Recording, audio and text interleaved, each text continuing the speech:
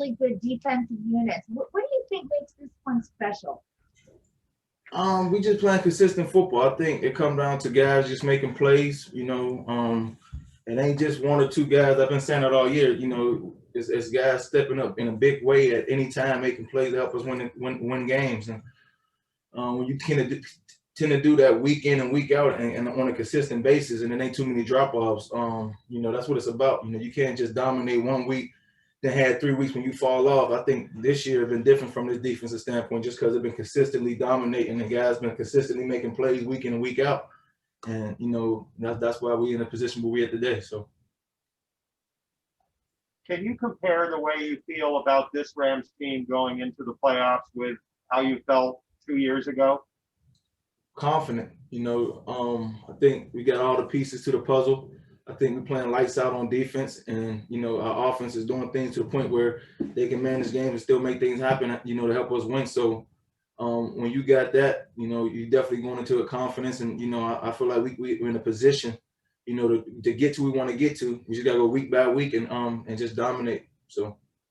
Is it similar to how you felt after the 2018 season? I mean, do you feel that optimistic? Yes, but it's a different team. So you still confident, but I would say the confidence in a different type of way. I think the defense we got now is a little bit more stout, a little bit more consistent. Not taking nothing from the defense we had, in 2018. It just, it come down to just being consistent. That's what it's about in this league. You got to be consistent. You got to do it week in and week out. And I think we've been doing that. So, having a group like that, they've been doing that going into the playoffs, make you that much more confident. So. Aaron, road playoff games can be a little bit daunting sometimes, but how much does it that even the playing field that you guys won't have to deal with like the crowd noise in Seattle? It's gonna be like how I've been all year. I kind of wish there was some fans, you can feed off, when you make plays and, even though if they booing or mad about it, you kind of feed off that. So you missed that, but it's just gonna be like how I've been all year. We just got to feed off each other's energy, pick each other up, and we just got to go out there and play ball. So. Aaron, do you have a preference for who starts at quarterback for you guys? No, whoever's there out there, I'm trusting that those guys is gonna get it done, and I know whoever's at the quarterback position gonna help us win. So I'm confident in even where they go, and all I can do is control. We can control on defense, and it's preparing, getting ready to try to play a dominant, performance, a dominant game, and trying to help this team to win so we can continue to play. Aaron, you told Lindsay after the game that you wanted to play against Seattle in the postseason. Why do you feel that way? Well, that's a divisional game. We play them twice a year. We won the first game. They got the best of us the second game, and now it's like more like the tiebreaker. They got the division, and they was happy about that. Now they got to see us again for a third time. And when you're playing a team that you play twice a year, you kind of got to feel for each other. They know what you're going to do. We know what they're going to do. It's pretty much man on man now. Best team going to win. So, that you wouldn't want to know better way than that to start it off. So familiarity had a lot to do with that you know those guys so well. Yeah, then they beat us last time too. So that's just that much more. So yeah. Okay, thanks. Aaron, we obviously see what Leonard Floyd does on the field, but can you tell us kind of who he is off the field with you guys? He's a cool dude, quiet guy, keep to himself, but definitely a cool dude that you get along with. That understand football. I definitely, see him every day as far as, working his technique and things like that, getting himself better.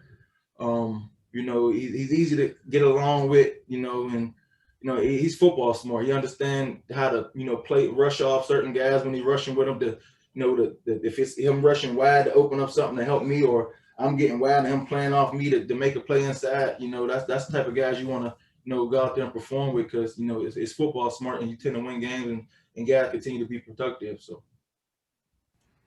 Winning a Super Bowl is your highest priority. Are you different come playoff time? I think everybody's different come playoff time. Your mindset is always going to dominate, no matter if it's regular season or playoff. But this is when to go home. You got to give it everything now. You can't leave nothing. Can't leave nothing. Behind. So you got to go out there, you know, every single play, every single down, like it's your last, you know, because it is. You know, if you win, you know you're going home. If you lose, you're going home. If you win, you continue to play ball. So that's the mindset. We got to dominate. We got to try to find ways to be consistent, not make mistakes. If we do that, you know, I think we're in a good position. So. All right, let's go on for Omar, please. Go ahead, Omar.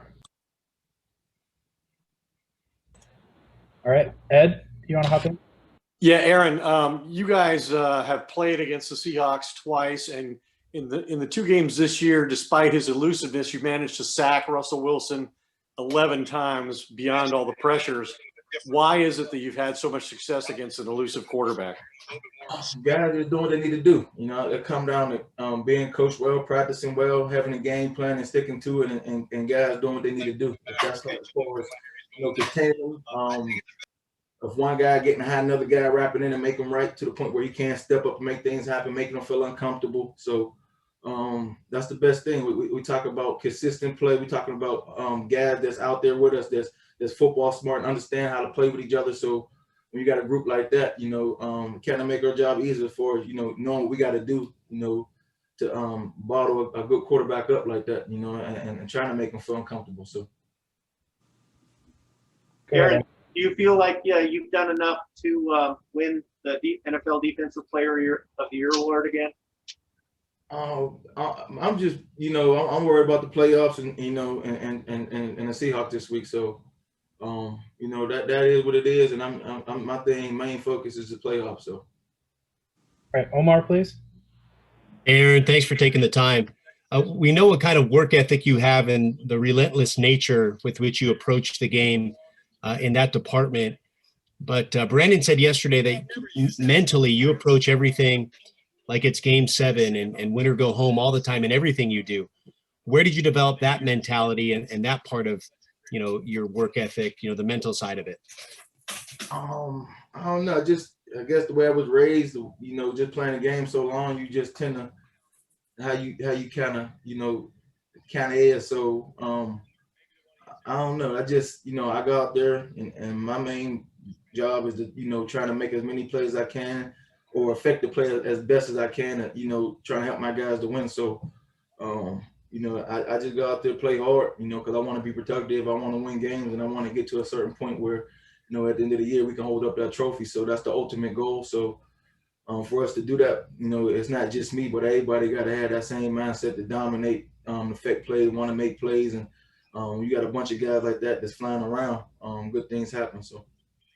Aaron, is there any particular aspect of Russell Wilson's game as he's evolved over the years that has caused you to evolve how you approach playing against him? Well, I've been playing for 7 years, so you got a feel for what he do, the certain ways he want to roll out and certain things he can do as far as when he want to pump fake and, you know, make you jump to the point where he can roll and see the field more if he want to run or throw. So, you know, when you play against a guy for 7 years, twice every single season, you get a feel for him, but, you know, he still can make things happen and hit you once and get rid of the ball and things like that. But, you know, we know we got to do, you know, to get to him and trying to affect him. So. Thanks, Aaron.